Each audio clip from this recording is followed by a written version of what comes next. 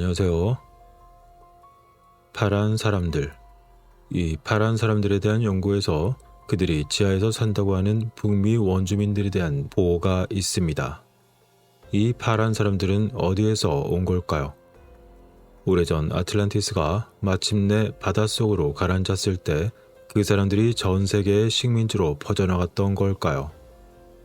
그렇게 한 무리는 유카탄 반도에, 일부는 우리가 모로코라고 부르는 곳으로, 그리고 또 다른 무리는 피레네 산맥으로, 그리고 더 많은 무리는 오늘날 북미의 캐롤라이나 지역이라고 부르는 곳으로 이주했던 걸까요? 오늘날 DNA 검사를 통해서 피레네 산맥의 비인도 유럽 바스크족, 그리고 모로코의 베르베르족, 유카탄의 마야족이 서로 거의 완벽하게 일치한다는 것을 알게 되었습니다.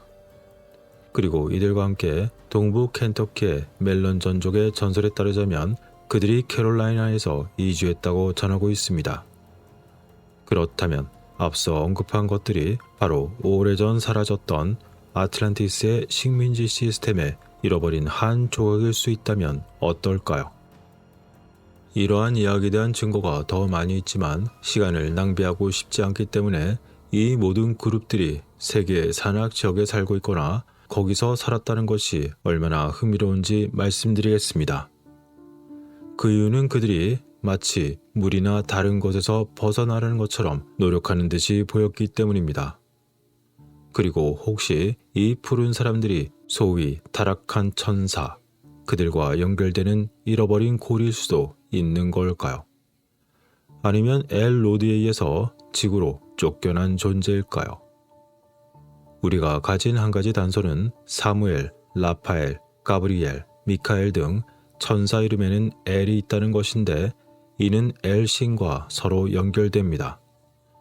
그리고 창세기가 우리에게 제공하는 또 다른 단서는 이 천사들이 거인이거나 키가 큰 사람들이었다는 것입니다.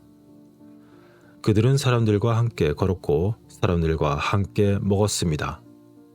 다시 말해 그들은 사람과 비슷한 소화기관을 가지고 있었습니다. 하지만 사람은 신의 형상으로 만들어졌다고 했었고 또한 그들은 지구의 여성과 짝짓기를 했습니다. 그렇게 그들은 생식기관을 가지고 있었고 매우 다산하여 수많은 후손들을 낳았던 것입니다. 그리고 성경에 나오는 사람들이 물리적으로나 의식적으로 만난 가장 흔한 천사의 모습은 바로 남자였습니다. 그리고 푸른 사람들과 천사를 연결하는 또 다른 중요한 단서는 누가복음 24장에서 예수의 무덤 장면을 묘사할 때 마리아에게 나타난 두 천사를 묘사할 때 나옵니다.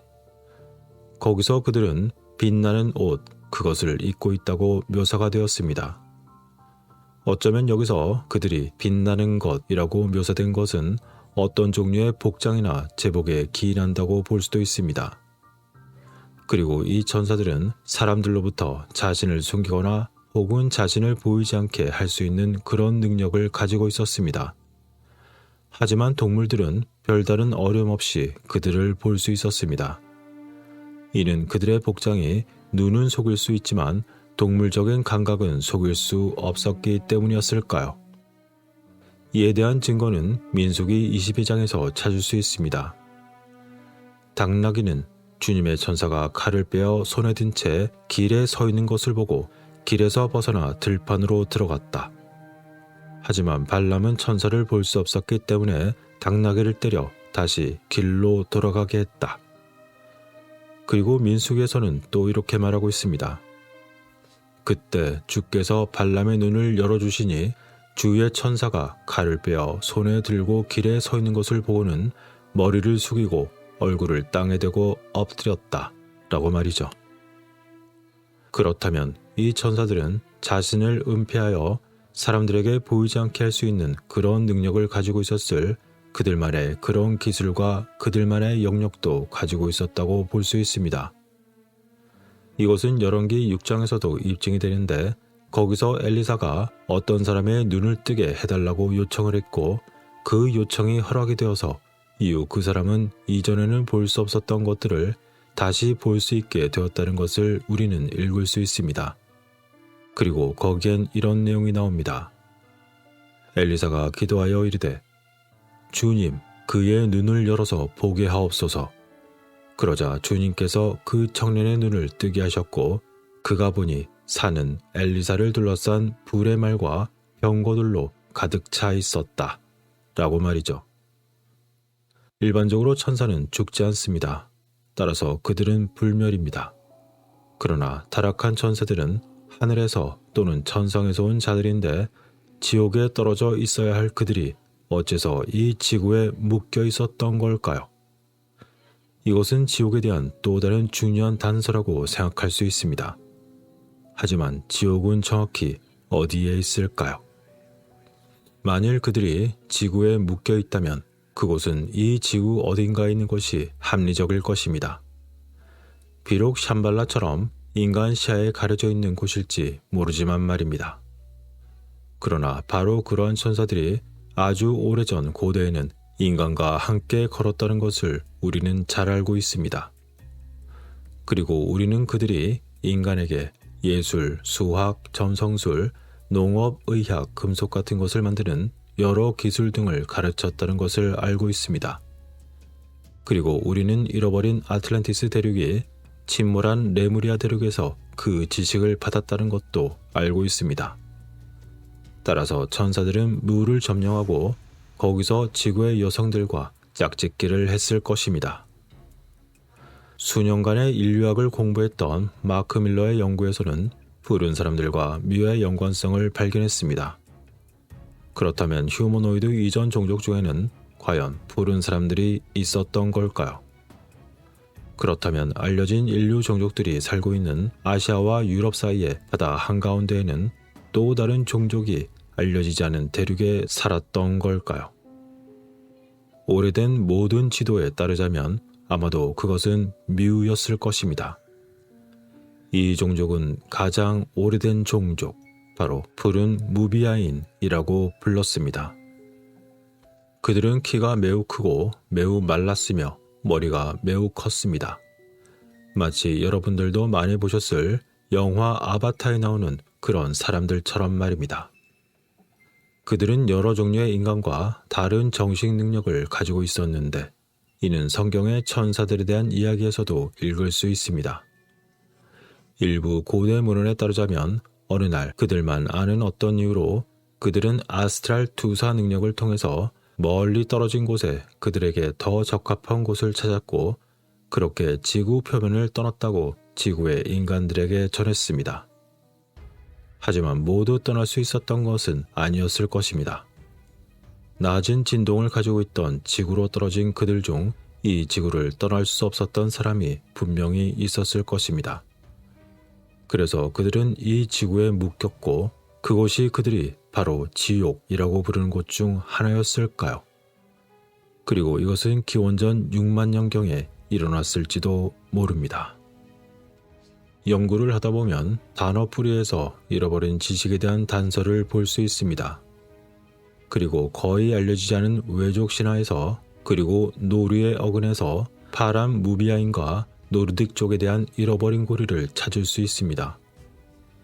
이 신화는 현지인들이 구름섬이라고 부르는 보기 드문 섬에 대한 것입니다. 그 섬은 지옥 끝에서 동쪽으로 해안에서 약 400마일가량 떨어져 있다고 전하고 있습니다. 그리고 그곳이 구름섬 클라우드 아일랜드라고 불리는 이유는 그것을 볼 때마다 항상 구름 덮개에 가려져 있기 때문입니다. 이런 이유는 많은 사람이 UFO가 구름 속에 숨는다는 그런 이야기를 들었던 것을 생각나게 하고 있습니다. 그렇다면 이곳은 샴발라의 전설처럼 인간의 눈을 가릴 수 있는 그런 능력이 있는 걸까요? 그것을 찾으려는 수많은 시도에도 불구하고 실제 거리를 알 수 없고 공중의 비행기에서도 섬을 볼 수 없으며 해안이 있다면 실제로 발을 디뎠다는 것을 증명할 수 있는 사람이 이제껏 그 누구도 없기 때문에 그 어떤 지도에도 표시가 되지 않습니다. 단지 그곳 사방엔 위험한 절벽들만이 관찰이 되며 아무도 도달하거나 완전히 돌아본 적도 없는 곳입니다. 그러나 어떤 지도에도 포함되지 않은 주된 이유는 바로 그 어느 섬과 관련된 그 주변의 주민들의 미신 때문일지도 모릅니다. 과거 어느 날 이 신비한 성 근처일지 모르는 어느 작은 마을 사람들이 낚시를 하기 위해서 항해를 하던 중에 겪었던 한 이야기가 전해집니다. 그 이야기는 다름 아닌 바다에서 신비한 복장을 한 매우 키가 큰 사람들이 이상하고 어두운 배를 타고 있는 것을 보았다는 그런 이야기 같은 것 말입니다. 자, 여기서 반짝이는 옷이라면 이런 이야기는 누가복음 24장에서 예수의 무덤에 있는 천사들의 옷에 대한 설명을 참조한다면 알 수 있습니다. 어쨌건 그 이상한 배의 선원들은 그들 피부가 옅은 푸른 색조를 띠고 있다고 했습니다. 그리고 이제 이 지역 사람들은 그 섬에 델바르 나르라라는 이름을 붙였던 것이죠. 그 신비한 섬에 접근하려고 사람들이 시도할 때마다 배는 바다 그 자체에서 저지를 당한 듯이 접근할 수가 없었으며 그처럼 그 섬으로부터 일정 거리 이상 가까이 다가가는 것조차 허용되지 않습니다. 그래서 그런지 그곳에 그 어떤 종류의 구조물도 사람들에게 전혀 관찰되지 않았고 신비롭고 어두운 배를 제외하고는 그곳에 누군가가 거주를 하고 있다는 그 어떤 단서도 없습니다. 만일 쌍경으로 그 어두운 배를 발견해서 본다 하더라도 그 배 자체는 항상 간신히 초점이 맞춰질 정도이고 그 배는 늘 바다의 안개에 둘러싸여 있습니다. 그래서 마을의 어부들은 이 사람들을 푸른 색조를 띤 초자연적 인간형인 소위 천사라고 믿고 있었기 때문에 어부들은 훌륭한 어업의 조건이 형성되어 있음에도 불구하고 그 섬 근처에 접근조차 하지 않습니다. 탐험가 자크 쿠토스가 한때 그들과 비슷한 사람들과 접촉했다고 자랑하듯이 말한 적이 있는데 그가 말한 푸른 사람들은 키가 작았고 평균적인 인간의 키와 비슷했습니다. 그러나 이 사람들은 앞서 언급했던 푸른 무비아인의 후손일 수도 있습니다.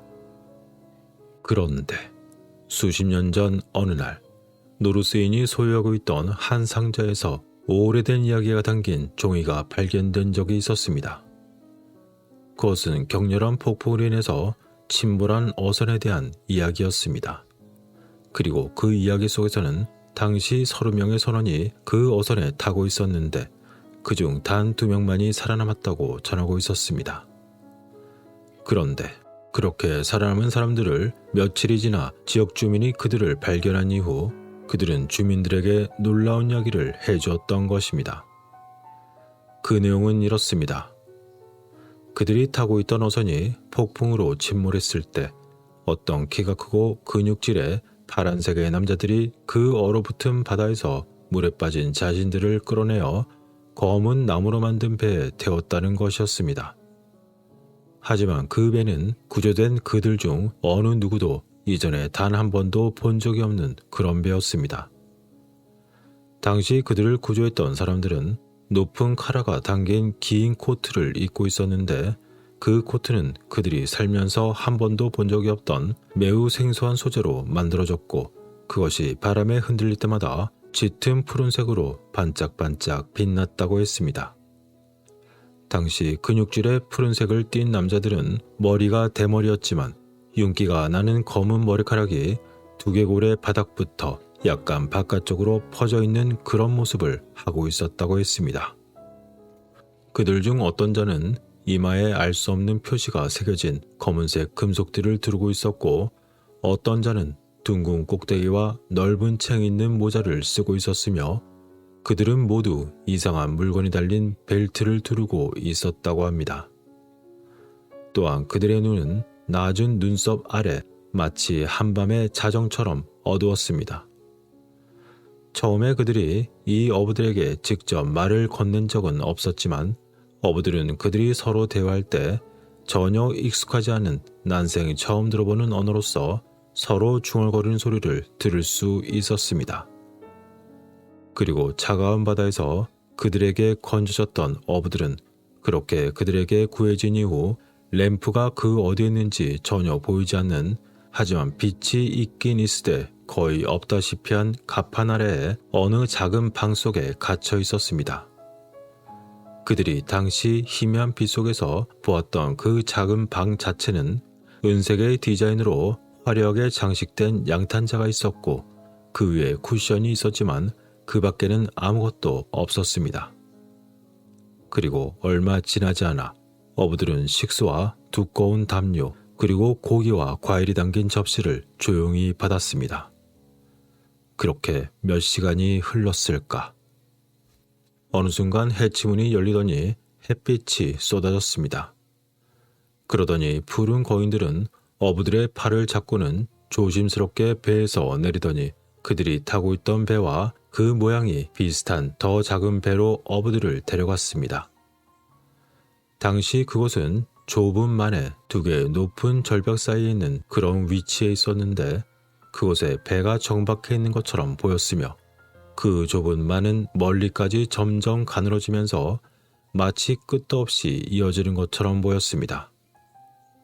그때 어부 중 한 남자가 절벽을 올려다보았는데 그 절벽에는 창문과 문이 있었고 바로 그곳에서 빛이 쏟아져 나오는 것을 보았다고 어부는 맹세할 수 있다고 했습니다.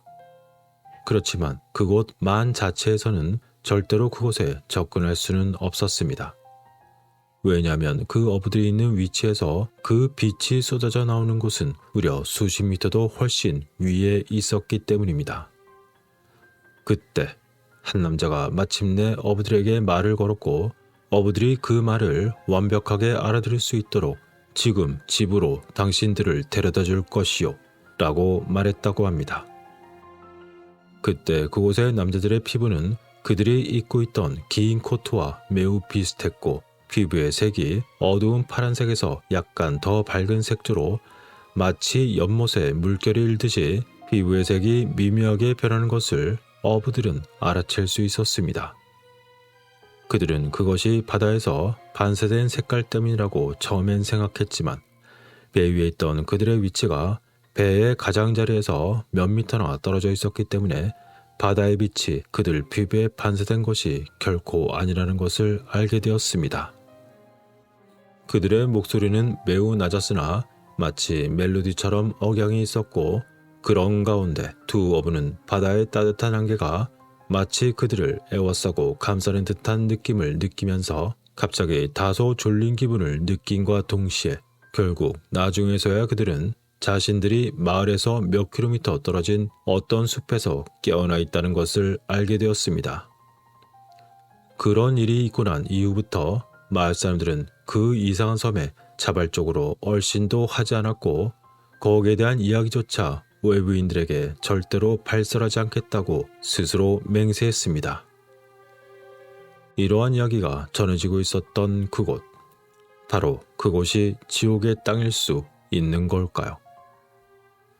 이스라엘인의 책에서도 앙 또는 엘에 대한 전설을 가지고 있지만 그러한 영적 존재를 묘사하는 다른 고대의 책들도 있습니다. 그리고 거기에 묘사된 그들은 피부에 푸른 색조를 띠고 있다고 전해지고 있었던 것입니다. 자, 그럼 이 모든 이야기들로부터 우리는 무엇을 알아낼 수 있는 걸까요? 여러분들의 생각은 어떠신가요? 이어지는 남은 이야기가 많지만 상태가 메롱인 관계로 다음에 언젠가 하든지 말든지 마음이 내키면 이어가도록 하겠습니다. 시청해주셔서 고맙습니다.